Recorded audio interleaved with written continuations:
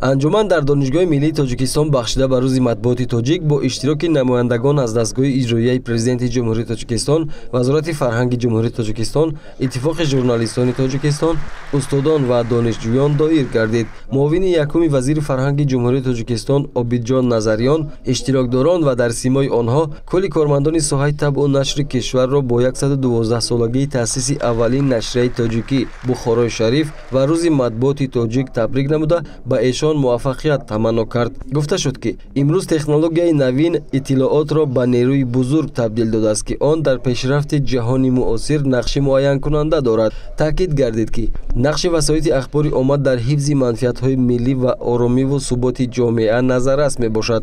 раиси иттифоқи журналистони тоҷикистон Зиннатулло Исмоилзода дар баромади худ қайд кард ки матбуоти тоҷик сарфи назар аз моликият дар замони истиқлоли давлатӣ тадриҷан рушд ёфта имрӯз ба тоҷикистон ва мардуми он содиқонаву софдилона хизмат мекунад.